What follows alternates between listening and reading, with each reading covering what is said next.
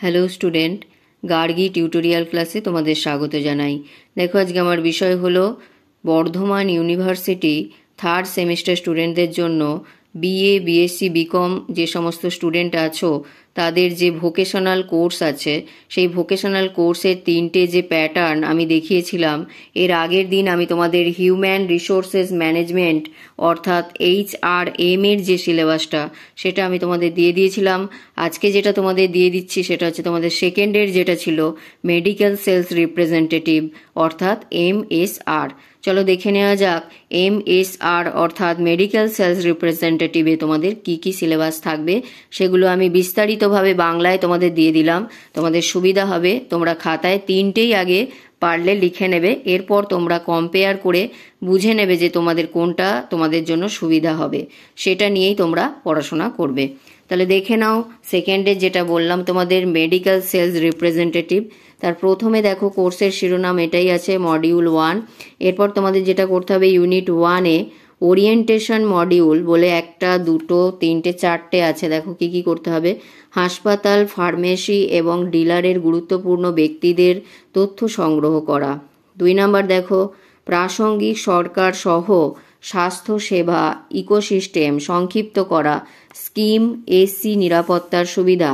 2 নম্বরে দেখো হয়ে গেল এটা। 3 নাম্বার হচ্ছে স্বাস্থ্য এবং অন্যান্য প্রাসঙ্গিক মান এবং বিভিন্ন নিয়ন্ত্রক সংস্থা এবং কর্তৃপক্ষের সাথে পশ কোম্পানির চুক্তি সম্পর্কে তথ্য সংগ্রহ করা।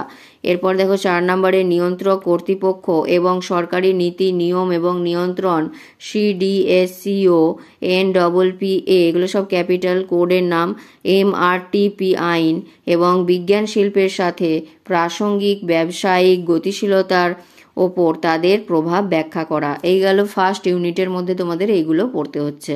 এরপর দেখো সেকেন্ড ইউনিটে আসছি, MSR এর ভূমিকা এবং MSR এর জন্য প্রবিধানগুলি বোঝা।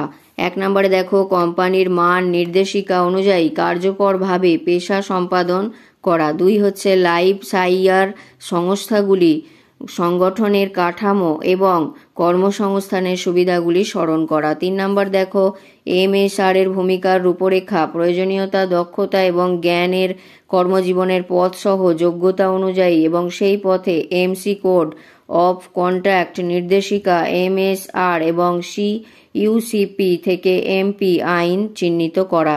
এরপর 4 নম্বরে দেখো ডাক্তার, ফিজিশিয়ান, ফার্মাসিস্ট এবং ক্রস কার্যকরী সহকর্মীদের সাথে যোগাযোগ করার সময় নরম যোগাযোগ দক্ষতা অনুশীলন করা। এরপরের ইউনিট দেখো আছে ফার্মা বা বায়োফার্মার প্রধান স্টেক হোল্ডার ও বিক্রয় ও বিতরণ ব্যবস্থা। তার মধ্যে কটা করতে হচ্ছে দেখো 2টো। 1 নম্বর হচ্ছে পণ্য বিতরণ সম্পর্কিত স্টেক হোল্ডারদের সাথে SMO সমন্বয় চিহ্নিত করতে হাসপাতাল, ফার্মেসি এবং ডিলারের প্রধান ব্যক্তিদের সাথে ফলো আপ করা। 2 নম্বর দেখো ফার্মাসিউটিক্যাল, ভ্যাকসিন, আয়ুর্বেদিক, হোমিওপ্যাথিক পণ্যের ঔষধ বিতরণ ব্যবস্থা এবং CFA ডিস্ট্রিবিউট এবং স্টকড এবং লিওজনিং এজেন্টদের মতো জড়িত বিভিন্ন স্টেক হোল্ডারদের ভূমিকা বর্ণনা করা। এইটা একটা গেল। এর পরেরটা দেখো মানব দেহের বোধগম্যতা এবং শারীর স্থান এবং শারীরবিদ্যা, যেটা সেখান থেকে তোমাদের করতে হচ্ছে মাত্র 3টে। 1 হচ্ছে প্রযুক্তিগত বৈজ্ঞানিক তথ্য উপস্থাপনা এবং পণ্য বাজারের সম্পর্কে ব্রিফিং সংক্ষিপ্ত করা। এবং 2 নম্বরে দেখো আছে কি সাধারণ অ্যানাটমি, ফিজিওলজি ও এর বিভিন্ন সিস্টেমের বুনিয়াদি ব্যবস্থা করা এবং স্বাস্থ্যসেবা পেশাদারদের কাছে পণ্য উপস্থাপনা করার সময় শরীর। এবং 3 নম্বর দেখো চিকিৎসা বিশেষত্ব এবং তাদের সাধারণ রোগগুলিকে সম্পর্কযুক্ত করা। এই গেল। এবং পরের ইউনিট দেখো ইংরেজি speaking and personality development part.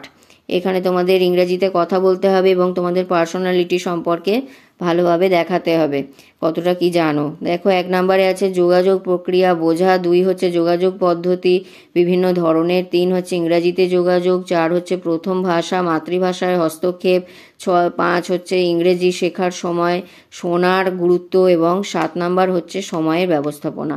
এইগুলো করলেই তোমাদের যেটা সেকেন্ডের পার্ট ছিল অর্থাৎ তোমাদের মেডিকেল সেলস রিপ্রেজেন্টেটিভ MSR এর এই সিলেবাস কমপ্লিট হয়ে গেল। আগেরটার থেকে এটার সিলেবাস অনেকটাই কম আছে। তো আমি শুনছি যে এগুলো MCQ প্যাটার্ন হতে পারে, এখনও সেরকমভাবে ঠিক করে কিছু বলা যাচ্ছে না। তো MCQ হলে তো আরও তোমাদের ডিটেলে পড়া উচিত, সমস্ত বিষয়গুলো খুঁটিয়ে পড়া উচিত, এটাই হচ্ছে ব্যাপার। এবং পরবর্তীতে আমি যে 3 নম্বর আছে রিটেল সেলস অ্যাসোসিয়েট অর্থাৎ RSA, ওটারও সিলেবাস আমি তোমাদের দিয়ে দেব। তাহলে ভালো করে একবার দেখে নাও।